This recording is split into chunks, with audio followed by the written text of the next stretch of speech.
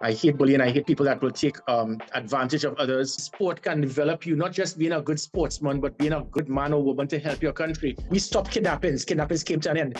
My very special guest this morning on the Red Couch is none other than Captain Gary Griffith, the former Commissioner of Police in Trinidad and Tobago. You know, Captain Griffith, and I hope you don't mind if I call you Gary. Is that all right? Oh, please do. Right. Well, you know, you're a little bit of a rock star here in Barbados. My Trinbagonian friends are always telling me that they want to borrow me a more motley.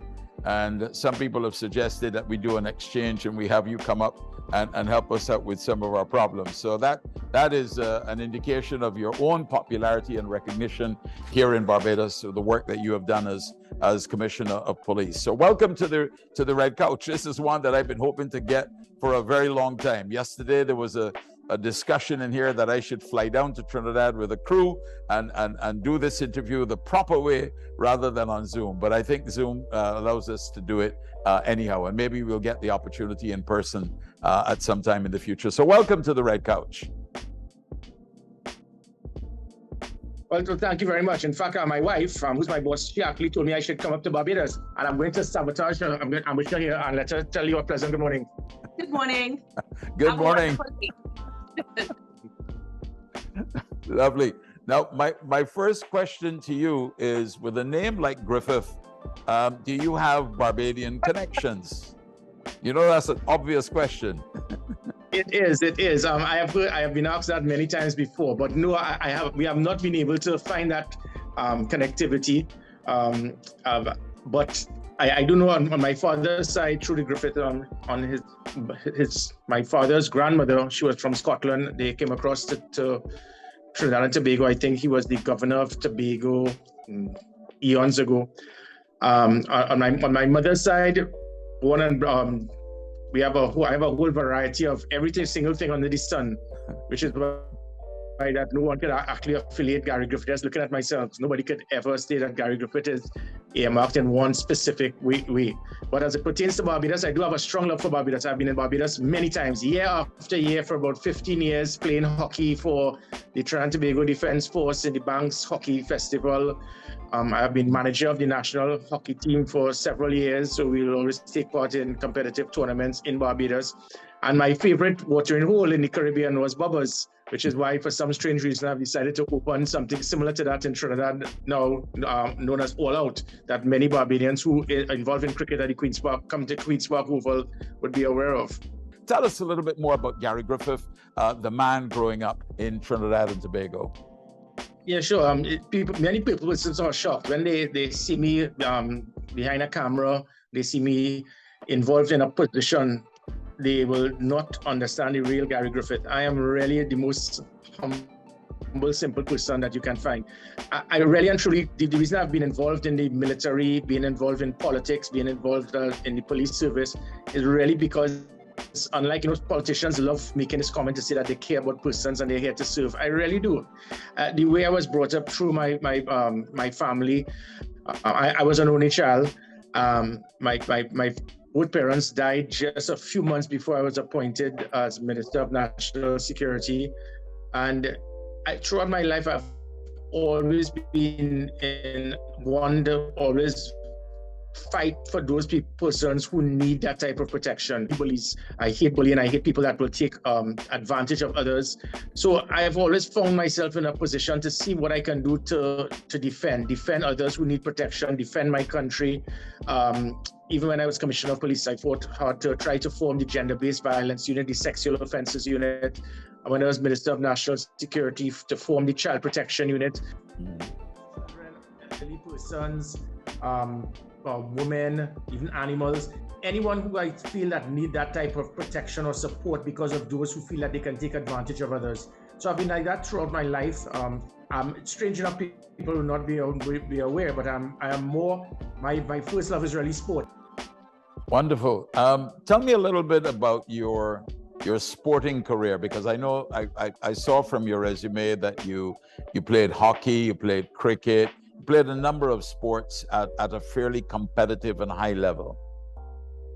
Yeah, again, sport, to Barbados, I mean, I really hope that the Caribbean could understand that genetic endowment that we have in the Caribbean. It's second to none. If it is that we put sport as a front-burning ministry throughout the Caribbean, we will be unstoppable. You've seen it from the Olympics, from World Cup football, from cricket, even in hockey.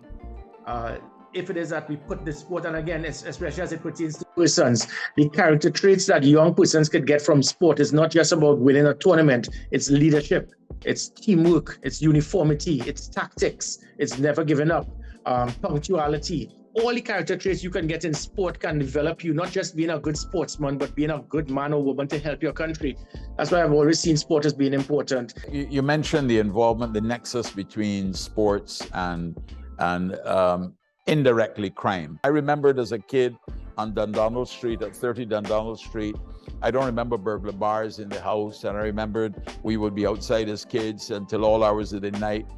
Crime was not a problem and so on, but you wouldn't try that now. You know, Jamaica, same situation. This feeling almost as if I have, before I decide on where I'm going, I have to decide, is it safe enough for me to go there? And so on. What do you think, why is it that we are in that kind of a situation across the region and in your own country, in Trinidad and Tobago? And what can we do to, in your view, to change that?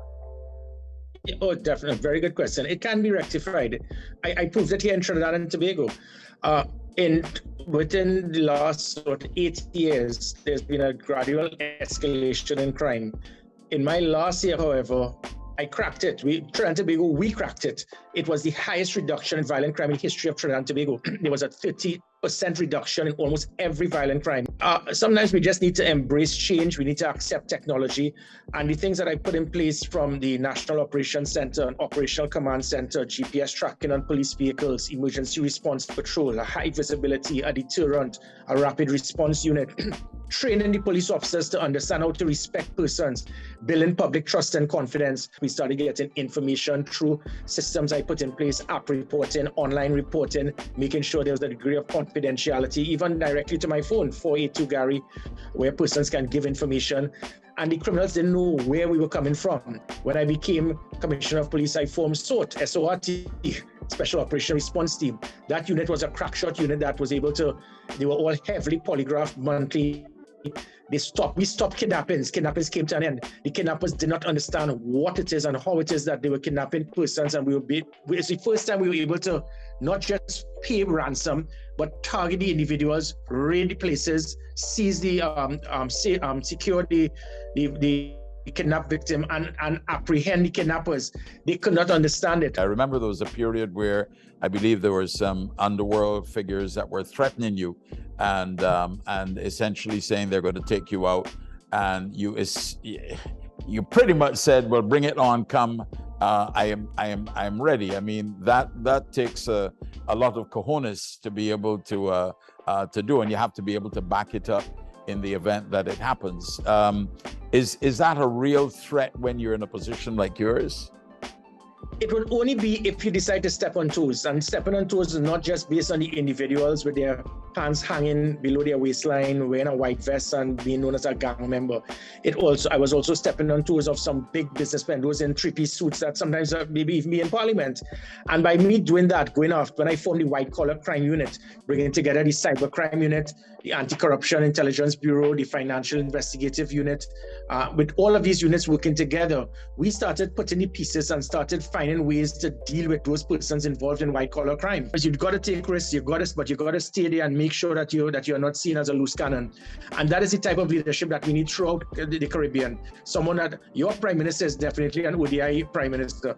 And that is what we need. We don't need wild cards, but we certainly don't need people that will just stay in the crease for the whole day. I have one final question I want to ask, and that is, when Gary Griffith is not dealing with national security issues and national issues and the political issues and representation and so on, what are you doing as your relaxation, your pastime? What are the things that you do to when you're chilling? Straight off sport, mostly sport, and being involved heavily with my family. My daughter One is abroad, the other works with me. My son, again, because he's heavily involved in football, he and I,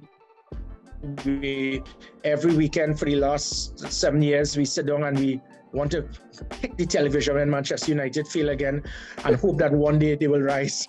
So we spend a lot of time with my family as much as possible going on the islands. It is very limited, but I always say 24 hours in a day is a lot. If it is that you just put all of your time trying to work, and you can lose your family, it can affect your health. So that is the one thing that keeps me calm, keeps me controlled, and keeps me being prepared to take on another day. Well, Gary Griffith, thank you very much for your time this morning. I want to thank Mrs. Griffith for allowing you also the freedom to spend this amount of time with us. It's been a fascinating interview here today, and I know my audience will very much enjoy it. And I will hold you to the promise that when you come to Barbados, you will give us a look in and an opportunity to chat once again. Thank you. Thank you very much.